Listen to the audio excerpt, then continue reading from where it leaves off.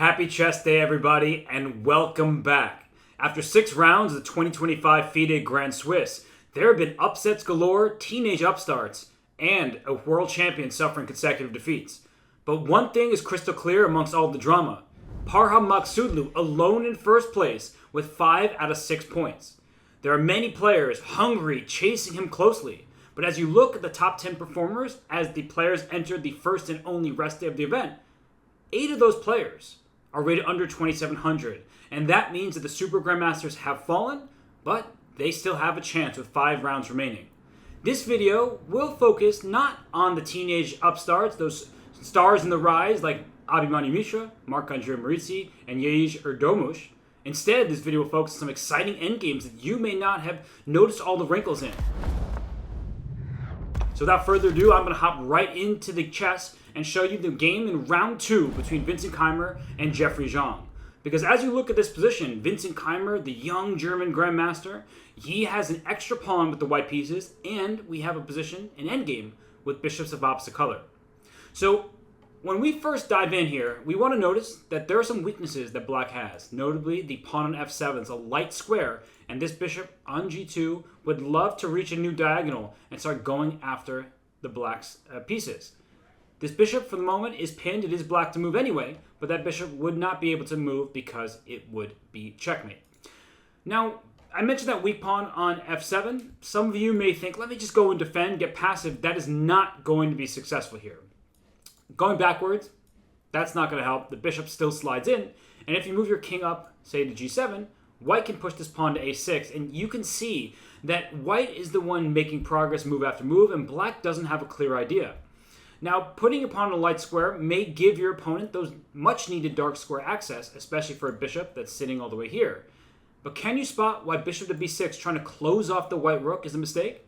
You can pause the video, take a second, but I'm going to tell you exactly why bishop b6 is wrong, and it is a sacrifice. Rook takes bishop, the pawn captures back, and very importantly, this pawn is now free to roam. Not immediately, because the rook covers the square, but bishop to b7, it closes the rook's access off, and at best, black will sacrifice the rook for just a pawn, white will be up a bishop and win the game. And just to show you how that could look, let's say we get here, the pawn promotes, black takes it, and white is up a bishop and wins this easily. So that is out of the question. That after rook d7, bishop d5, let's say we bring the king in, bishop b6 was bad. Let's say I make a simple move like bishop b4. There are still more tactical possibilities here. White strikes forward with e6, pawn takes e6, and so many of us would play the automatic bishop takes pawn. I gave you a pawn, I take one back.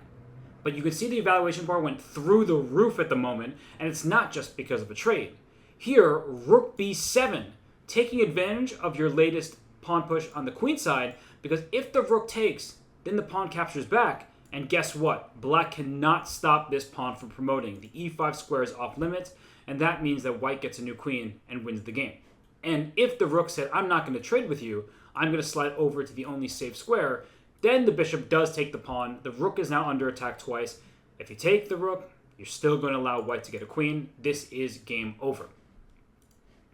So, no passive moves in this game. Instead, we see a very active try by Jeffery. Pawn to h4. You'd ideally like to take with the king, but this king is needed to protect the bishop. So that leaves you with only one alternative if you're going to capture it. Pawn takes.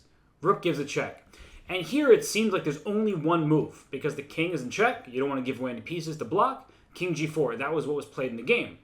But actually, at this moment, bishop f3 is a critical try. And in fact, it's a pretty good one. After rook takes bishop, otherwise white is able to coordinate better. King back, hitting the rook and the bishop, a little fork here. The rook takes the pawn, king takes bishop, and now white remains a pawn ahead with the idea to go after the queen side and march these pawns forward. So you say, okay, well, I'll take a pawn. This is even, right? Rook and 3 pawns, rook and 3 pawns, that should be a draw.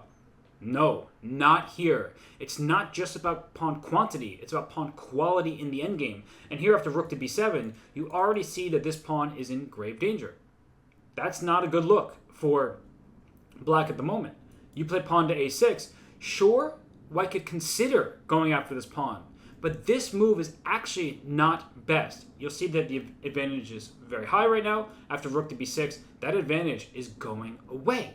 Because what black is going to do is make a move like rook to c4, and if you take this pawn, then black is going to give a check, white steps forward, black's going to give another check, the king steps forward, and black takes the pawn, and now we have an even endgame. Rook and 2 pawns, rook and 2 pawns. The black rook will step behind the white pass pawn. The black pass pawn means that the white king has to stay honest and stay in touch with the g file.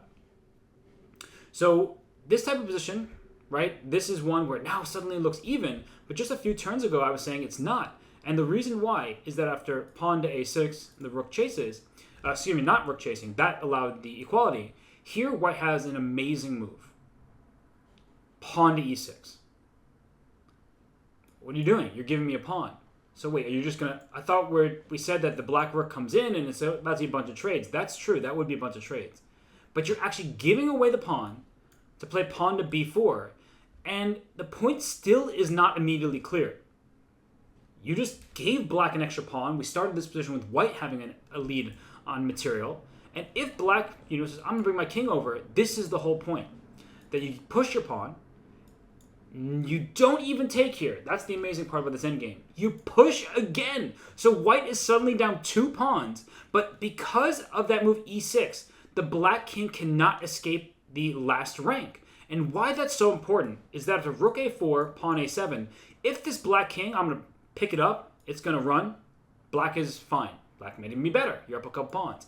But because the king is on the last rank here, you cannot stop the very simple process of check and promotion, and black will have to give up a rook for the pawn, and white's rook will scoop up the remaining black pawns and win the game. So that is why these endgames can be so tricky, is at first white was up a pawn, now white's down 2 pawns, and yet is winning, because no matter what you do, we get a position where white promotes, and then, as I mentioned, white will then go hunt down the pawns, and this king will be able to help out no matter the direction.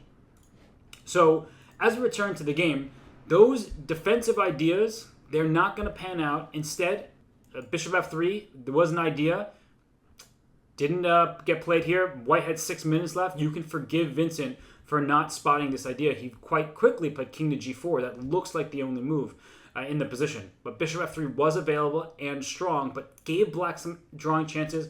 Can't go through all the variations. So, as I always recommend, please set up these positions on a chessboard of your own. Try them out yourself, and then turn on the engine to help you. So black played bishop h2, threatening checkmate at 1. White said, no, I'm not going to lose the game in that manner. Rook d4. So that's why h4 was played, to try to break down white's pawn structure. Check. Pinning this pawn here. Also attacking this pawn a7. You would love to get a passed a pawn unopposed. And now we see these pieces come off. This arrow here was that if you allow the bishop to remain on the board, yeah, for sure, white will try to deploy it to d5, then play pawn to e6 and go after the black king. So it takes, and now we have the trades. And you could see that the position, it says pretty much zeros. This should be a draw with best play. But best play is so much more difficult to accomplish than it would make it appear, by just looking at the evaluation bar. So as we continue this game here, pawn to b4, rook takes pawn, a6. All these moves have been good from Jeffery Xiong. And right around here is where things are about to get out of hand. I had an arrow to this pawn. You're not going to take it because you do not want to give white these 2 passed pawns here. The whole point is that if white takes on a7, black takes on b5. But Vincent has smartly been waiting for the moment to take on a7, just saying, okay, after this move king e3, what's black's next turn? And in fact, there's only one move here that holds the game. You can pause the video and try to figure it out for yourself. It's not easy to play these positions, but there's one move that immediately holds the game. There's a couple moves that keep things interesting. And then there are many moves that just lose. So white's idea is to bring the king over, to boot the rook away, and then try to help escort this pawn at the right moment. That is one of the goals. So if the white king gets on over, that could be a big problem for black. Just to show you what that can look like, let's say we get this position, the rook comes back, the white king protects, now this is threatened. You give a check, say white goes king to b3. This is a threat now. You give a check, right? This is the whole point. And now in this position, you're going to see that white is soon going to be able to take this pawn. Let's say I go back, you go rook to b4, And we get king c3, rook b1. Okay, what? You made no progress. But now, when white takes, rook takes b5, we get this position where because the white king is so active, that yes, black can try to stop this pawn. If the king goes this way, you're also dropping your pawn on f7. And if you try to get that pawn going, the rook stays behind this pawn. This all looks good. Now the white king is too active. And we see that white is winning the game because black's pawn looks dangerous, but it's far behind. Check. King here. Rook a6. And that's why the king being active is so important in the endgame. Use your king as a weapon. The black rook no longer is in contact with the promotion square. Trading rooks will just lose you the game because white queen's first and black doesn't have time to promote himself. And this would then be a win for white. So in the game, the only move that holds is one that I'll tell you after I show you the move that was played that loses. Pawn to f5 here is a losing move. As I said, the other moves were also going to be losing. There's only one move that saved the game. And the reason why this move loses is because of what happens. Rook takes pawn. We have a check. But if you take on b5, rook a8, rook a5, pawn to a7, winning for white. So why did f5 lose the game? Like, what's changed? If this pawn were back on f7, the black king could hide in the 7th rank. But given that pawns push forward, this is a typical skewer position. The black king needs to be on g7, but if you go king f7, rook h8 is now played. You're freeing up the promotion square, which is defended, and if the rook takes the pawn, now rook h7 check is a skewer. The king has to move, and the rook behind it is lost. So by not having a pawn shielding you on the 7th rank, the black king cannot stop the checks from the e8 square or the d8 or f8 square. And going in this direction doesn't help matters either because the check will still skewer the king and rook, and that means that white is up at full rook at the end. So f5 was losing, but then it means that what wasn't? Should I have just moved my king? No, that doesn't help matters because the white king is running quickly. And that's why it's hard to fully blame Jeffery for this loss. Sometimes players just make a blunder, they lose, you say, okay, they will do better next time. But in this particular game, it's a tricky position. And the move f6 is needed. Well, what's changed? You just exposed the 7th rank? Like, didn't you just say that there's going to be that skew at the end? Here, if rook takes pawn, rook takes, and we get this position, the black king can shield itself on f5 in front of this pawn, so there's no check back here. So black is able to survive. There's no check. The rook, if it ever moves anywhere, this pawn is lost, and that's very bad news. You'll be down a pawn suddenly in an endgame. And that means that this game will end in a draw because the black king sits in front. I do want to point out one last little trick, that if black thinks you're playing for a win, and you see this move, this is when you get very scared. Because if you take with the king, there's a check here. Nope, that's not the right square. Check over there. If you take with the pawn, then there's a check here, and white still gets that queen. So just look out for every single last trick and trap that, bring your king all the way out to go after white's last pawn. It sounds good in theory, but in practice, it can completely backfire. So just to remind you that this game ended because of not f6, but f5. And then there were some checks, great. And at this moment, after a7, rook g4 check doesn't do anything because white takes this pawn. But I do want to point out one last thing. I maybe have said that a few times. Sorry, endgames are so rich. That checking on e8 is the winning plan in so many other positions, but here it doesn't win. Because after the black king goes to f7 and white promotes, wait, this is just winning, right? Same whole thing. Not so fast. Look at this white king. It's kind of stranded out here. And after rook takes pawn, king back, we cannot get out of this. White's king is surrounded by black's forces. The king has to go to h6 on a legal move, and we just check back and forth. The game concludes in a draw. So even at that last hurdle, Vincent Keymer for sure did not stumble. He took on g6, and after the check, he quickly wins because at the rook e8 check, if black had played king f6, we do not promote. Do not do that. If you promote, you lose the game because that's checkmate in one. So what Vincent would have done is thrown in one more check.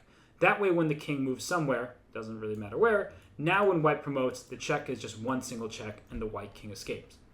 So I'm telling you, these endgames are very deep, they're very complicated, and you really need to work hard on them because there are few pieces remaining. That doesn't mean that there are few difficulties. In fact, they're immensely complicated.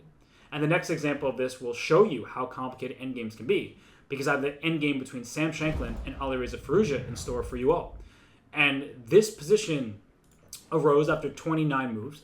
Black is up a pawn, but the pawns are not great, are they? Those are double isolated H-pawn. You're not going to create a passer with those things. And so Alireza figured that if he sat and did nothing, that he's not going to make progress. So he tried his best. Rook f7, very good move. Giving up d5 to go after h2. That's a very valuable pawn because now Black's h-pawn will be imposing.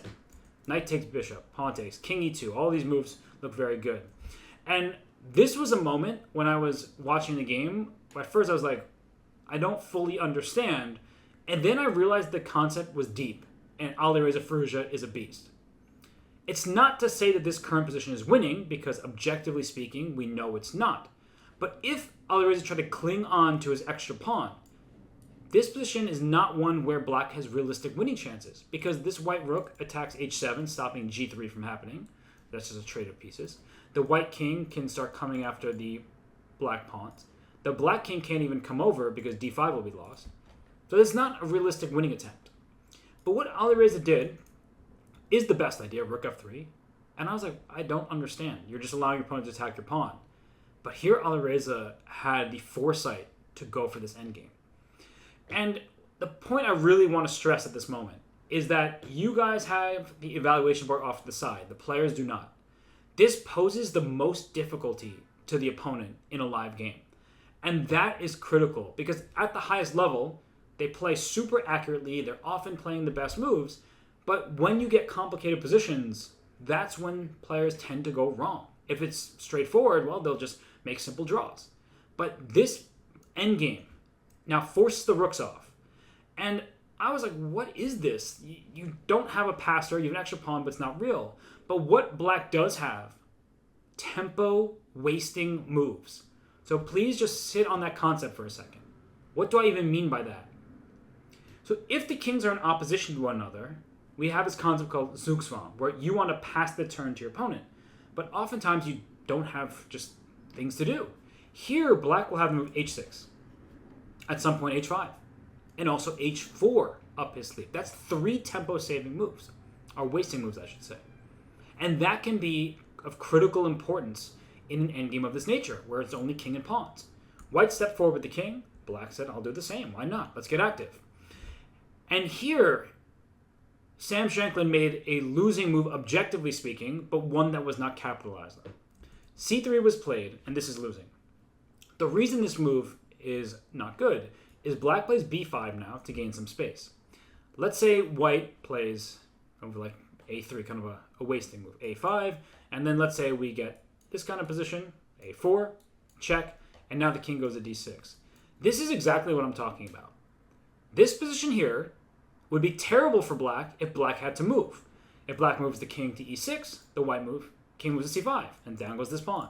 If Black goes to c6, White goes to e5, and down goes this pawn. h6, a very handy move, in fact. King d3, king e5, let's say. King e3, we get this position.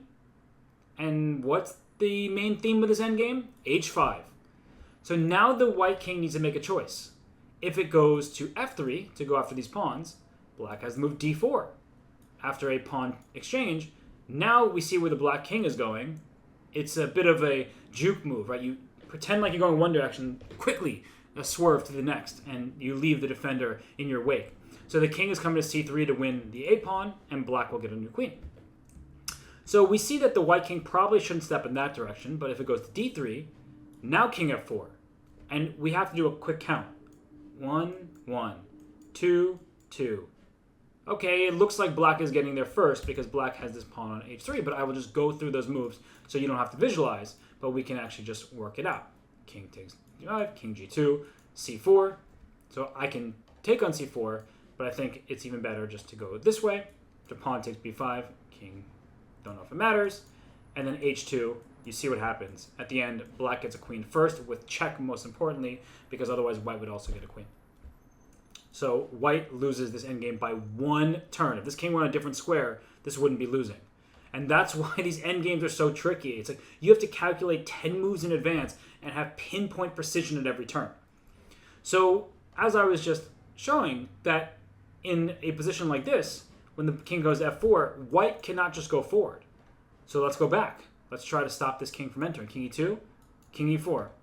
And now we see again opposition. If the king goes to d2, the black king goes this way. If the king goes to f2, well, then it becomes very clear. We're going to go and win the c pawn and use the d pawn to become a new queen. So white is just out of options. And sometimes these endgames are actually drawn, where after takes, king f2. This position, it looks like one where if we go to h1, you go to f1. So how does black win this? Pawn h2 does not win, because in this position, white just repeats, and you see that the black king can't move anywhere. It's like stalemated itself.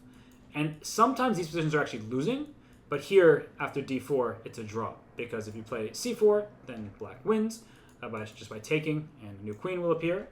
And if you take this way, now it's a draw. There are no legal moves for black, right? So that would be the ideal for white, is trapping the black king in the corner. But black is not going to be fooled. Black's not going to allow all this to happen. After the move king f2, black has that tempo-wasting move, pawn to h4. And now the opposition of kings will be no more. If king f1, king g3. Yes, you can stop these pawns, but you can't stop the black king from scrambling on over the queen side and winning the remaining pawns and allowing black to promote on the other side of the board. This is just the start of the endgame. So people can be critical of a mistake here, a mistake there. It's not easy to see this far ahead because every turn has a vital consequence. So in the game, it's going to be a while to return back all the way to this position, that c3 was a bad move because black just lays claim to important space. The saving move was pawn to a4. But why? Doesn't that bring the pawn closer to the king? Well, I think that after king to b4, pawn to b3, the black king isn't making so much progress. d4 is a tricky move. Let's say white plays king e4, and we get king c4. And now it's like, what to do? If I play pawn to b3, in comes the king, and that's clearly bad because this one, and then this one, and then that, they all drop. Okay, so I don't want to do that. If I go king f3, because you keep telling me to be worried about those h-pawns, then d3 comes. And then, just very quickly, we can see that white takes one pawn, but then you have to go with your king and go Pac-Man, square by square to gobble up the second, and in the meantime, black is just taking the entire queen side and getting a new queen. So, after this position, here, white will not play king f3, that's a step in the wrong direction. So should I go king e5? Doesn't work either. Same exact plan, that now black is just going for these pawns. And if white thinks you're going for these pawns, black is not going in this direction. That move allows white to find a way towards a draw by maybe pushing this pawn and trying to get it here, and then use your king to get the most advanced pawn. Instead, black says, over to e2 we go. King here, king here. King takes, king over. King takes, king takes. And now we see the problem, is that black will move the king and then push the pawn. That's 3 total turns. White has 1, 2, 3, 4, and a king move, just too far away, not happening. So this would not allow white to hold any balance. So then, okay, what does hold the balance? You can see the evaluation bar at the start, that in this position, it says that the position remains approximately level. It should objectively be a draw. Moves a5. You're putting your pawn in enemy territory where it can't easily be defended, but the point is that if the black king goes for it, the white king takes in the center. That makes perfect sense. So what about those wasting moves? Okay, h6. So I can't go here without letting the black king forward. So up I go to e5. So what about the same exact plan? Now what has changed? And this is actually pretty funny, and it's an important lesson for everybody. Let's count the tempo wasting moves. Black has 1, 2, because that pawn's no longer on h7. White has 1, 2. That may seem unimportant, but it's very important.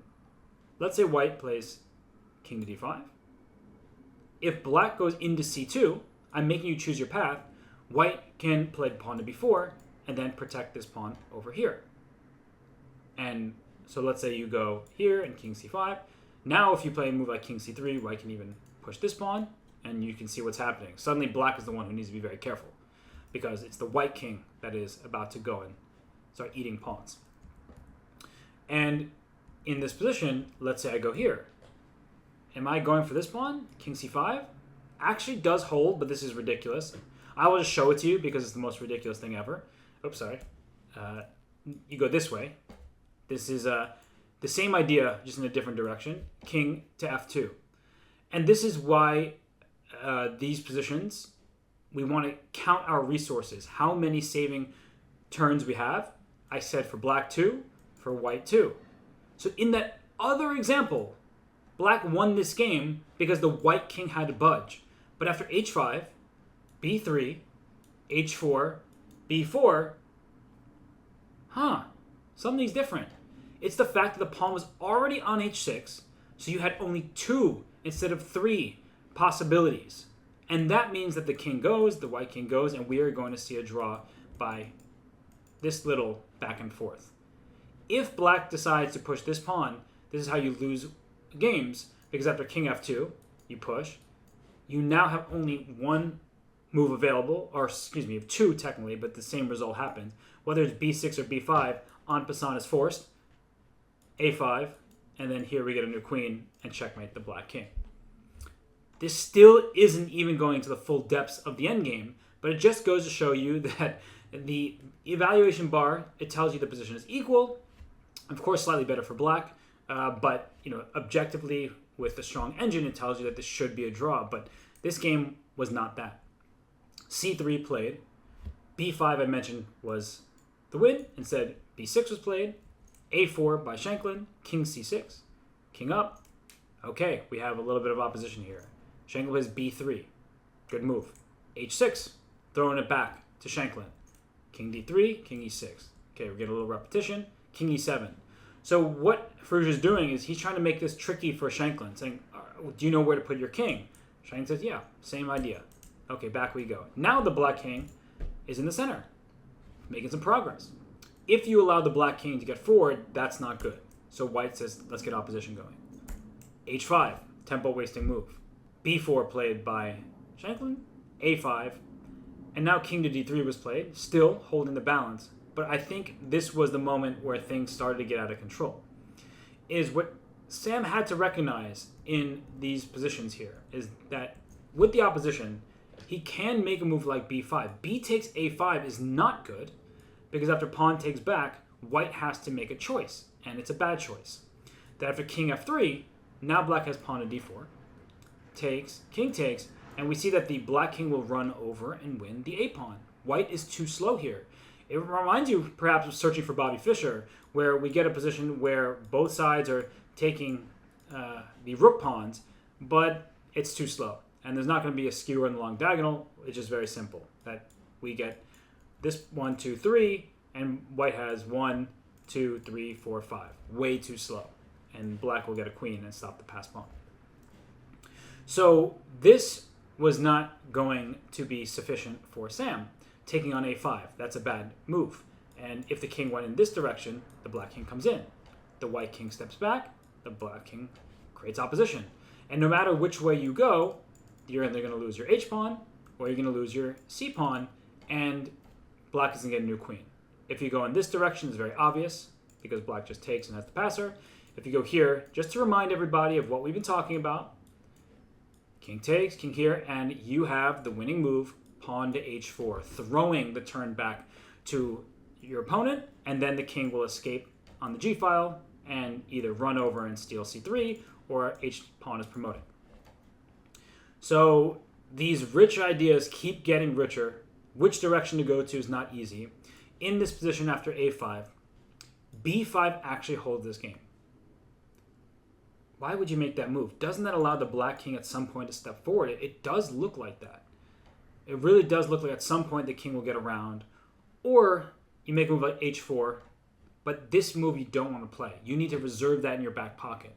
You need to save that not for a rainy day, but for when the black king eventually gets in here. You need that resource, because let's go through it. If here, king to d3, excuse me, king f4, let's say here, king back. We don't take the pawn. King g2, and now you see what I'm talking about. Black has to go back and forth to make this draw, because you have no other moves to make. I mean, you can, I guess, give up your pawn here, but that's not a good idea. It does actually make a draw in this position, which is funny, but it's not usually a good thing to give your opponent a pass pawn like that. So Shankland, he didn't go wrong on this move exactly, but after king f4, he now makes the same mistake by taking on a5.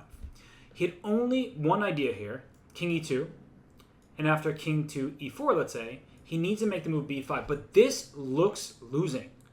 Like, it simply looks lost. It's the appearance of being lost. Can't black quickly zoom over and scoop up this a4 pawn and get the queen that we keep talking about? The answer is yes.